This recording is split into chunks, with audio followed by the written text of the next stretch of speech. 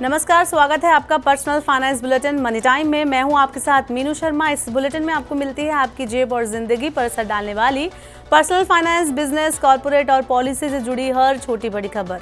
तो चलिए फटाफट शुरू करते हैं इस बुलेटिन में खबरों का सिलसिला। बीएसई पर गुरुवार से 25 शेयरों में T+0 ट्रेड सेटलमेंट शुरू होगा। बीएसई ने T+0 सेटलमेंट के लिए 25 शेयरों की लिस्ट जारी कर दी है।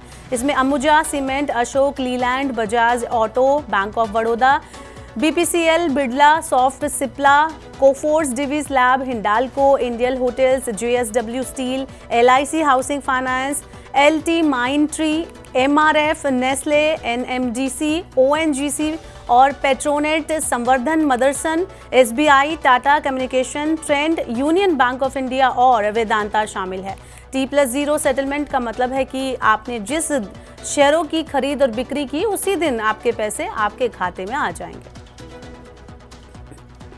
भारतीय बैंकों में धोखाधड़ी लगातार बढ़ रही है। पिछले 10 सालों में भारतीय बैंकों में 5.3 लाख करोड़ रुपए की धोखाधड़ी हुई है। आरबीआई के मुताबिक 2013-14 से लेकर 2022-23 के बीच सरकारी और प्राइवेट दोनों बैंकों में कुल 4,62,733 धोखाधड़ी के मामले दर्ज किए गए हैं। सबसे ज्यादा मामले महाराष्ट्र में सामने आए। इसके बाद दिल्ली, हरियाणा, तमिलनाडु और उत्तर प्रदेश का नंबर है।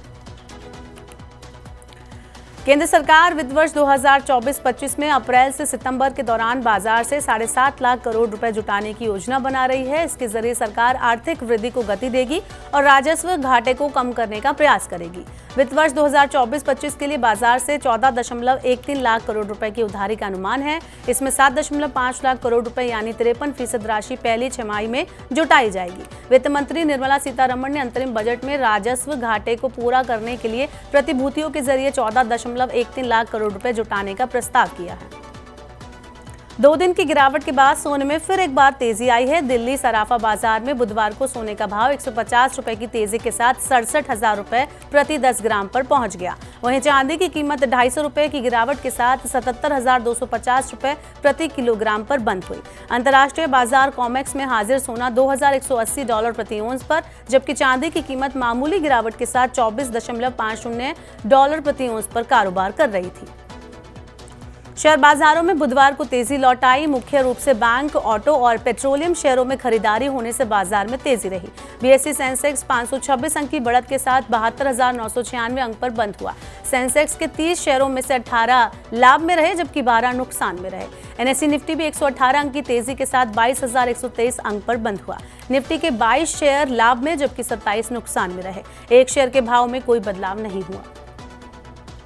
रिलायंस इंडस्ट्रीज लिमिटेड के शेयर में बुधवार को जबरदस्त तेजी देखने को मिली। जोरदार मांग के बीच कंपनी का शेयर करीब 4% चढ़ गया।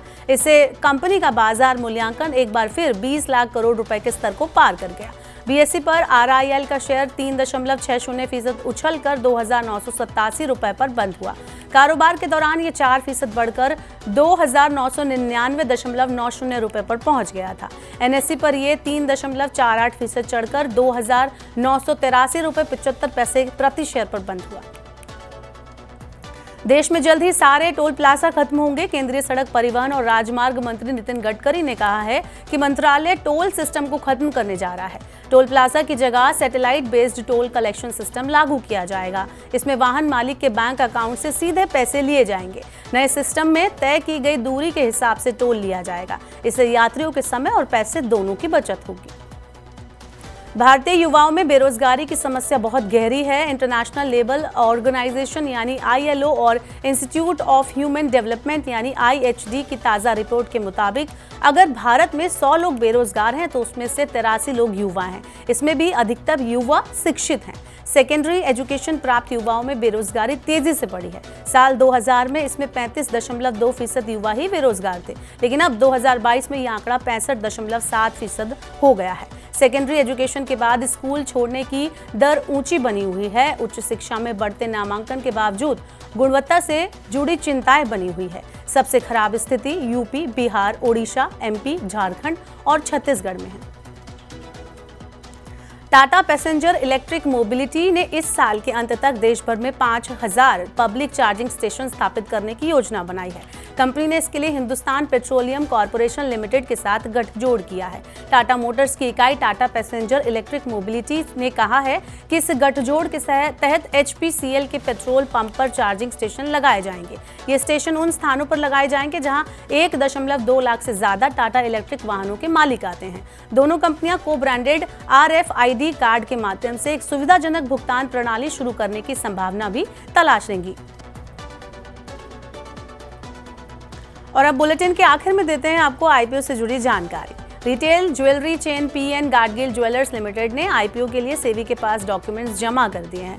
महाराष्ट्र की कंपनी के प्रस्तावित IPO में 850 करोड़ रुपए के नए शेयर जारी किए जाएंगे। इसमें प्रवर्तकों द्वारा 250 करोड़ रुपए की बिक्री पेशकश भी लाई जाएगी।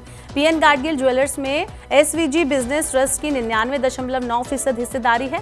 IPO से मिलने वाले धन का इस्तेमाल महाराष्ट्र में 12 नए स्टोर खोलने के लिए किया जाएगा। तो ये थी मनी टाइम में आज की बड़ी खबरें। वक्त हो गया आपसे विदा लेने का। अब आपसे होगी कल मुलाकात। पर्सनल फाइनेंस से जुड़ी खबरों को पढ़ने, सुनने, उनसे जुड़े खास कार्यक्रमों को देखने के लिए मनी 9 की सुपर ऐप को आप जरूर डाउनलोड कर लें।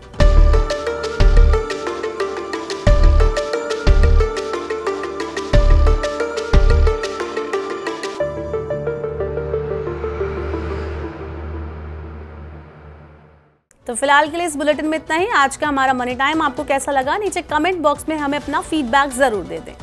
बने रहिए मनी 9 के साथ। नमस्कार, शुभ रात्रि।